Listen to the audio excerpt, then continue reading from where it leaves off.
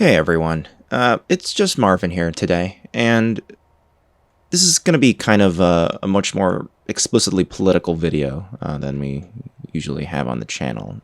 Strictly because, you know, at the time of this recording, there are protests and riots happening all over America. So I'm here playing prison architect. Why? Well, today I'm going to use it as a metaphor for what's going on in America right now. I know that seems weird, but bear with me. So right now, this prison is pretty stable, despite it being filled with prisoners from pretty harsh backgrounds and lots of issues, right? Two murders, attempted murder, torture, attempted murder, manslaughter, so lots of crime. But for the most part, the prison itself is a pretty stable prison. Because, as a video game system, because everyone's needs in general are pretty met. Prisoners, for the most part, everything's green for the prisoners, right? Same for the staff. They're pretty green. So that's why the prison itself is fairly stable. But what happens if you mess it up, right? Let's say we go into society and, it could be anything, and it could be something that's long lasting, right? But for now, let's just agitate it really badly. Let's take away everyone's food. Because everyone needs to eat, right? Food is a universal need. It's a universal right. Everyone is entitled to not go hungry. So now that I've taken away everyone's food, how will everyone react? So hey, look at that. Society is falling apart. And, and if you zoom in, riots have begun. And, it's not great, obviously. These things shouldn't be happening. But, let's zoom out a bit and gain a bit of perspective. So, why are these riots happening at all, right? People don't just riot for no reason. And it's obviously because of me. I mean, I've fucked up their lives, right? I, as essentially the arbiter of this awful institutional policy, which is that no one gets to have food, am to blame for this riot. And, if I did not take everyone's food away, it wouldn't have happened in the first place. I can't blame the prisoners for rioting. They are simply responding in the only ways they know how, given their circumstances, right? Now, when you see the riots on the media, the riots in America, you see this. You see individuals and groups destroying property, not too dissimilar to what was just going on in this prison architect simulation. But let's zoom out and gain some perspective, right? Why are these riots happening at all? Again, people don't just riot for no reason. Something has started all of this. In this case, instead of a video game where food is taken away in a simulation, this backlash is the result of literally hundreds of years of systemic oppression. It is the institutional failures of a country that was founded on racism and slavery and has refused to ever meaningfully address it. And keep in mind, these kinds of riots have not been the Black community's first response to injustice. Peaceful options, time and time again, have fallen on deaf ears. Riots like these aren't an act of opportunity, they're an act of desperation.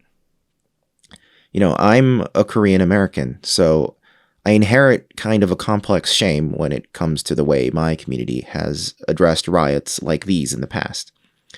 And I have come to the conclusion that, as a moral imperative, we cannot blame the people who riot. We can only blame those who have caused these people to riot in the first place.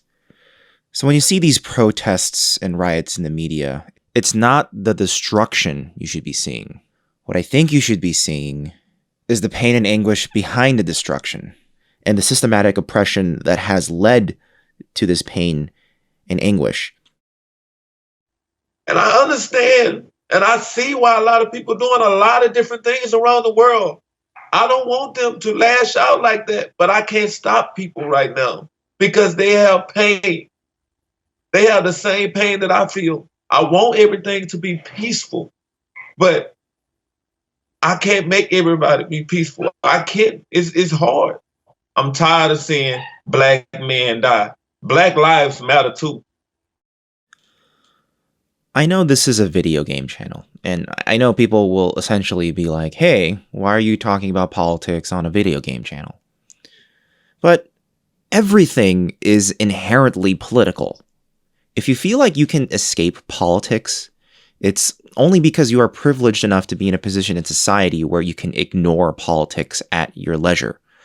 For people of color who are oppressed on a daily basis, politics are inescapable, and the pain and anguish they suffer on a daily basis is inescapable. Over the course of centuries, the Black community, over and over again, has been cornered.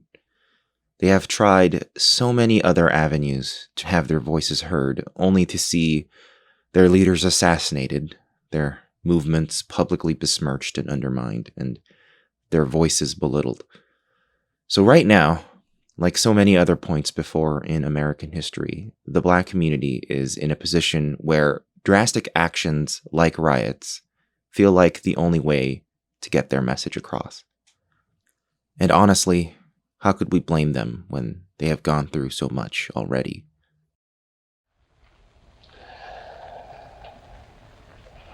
The Negro in this country, the future of the Negro in this country is precisely as bright or as dark as the future of the country. It is entirely up to the American people and our representatives. It is entirely up to the American people whether or not they're going to face and deal with and embrace this stranger whom they maligned so long. What white people have to do is try to find out in their own hearts why it was necessary to have a nigger in the first place. Because I'm not a nigger, I'm a man. But if you think I'm a nigger, it means you need it. The question you've got to ask yourself, the white population of this country has got to ask itself, North and South, because it's one country, and for a Negro, there is no difference in the North and the South. There's just a difference in the way they castrate you. But the fact of the castration is the American fact. If I'm not the nigger here, and you invented him, you, the white people, invented him, then you got to find out why.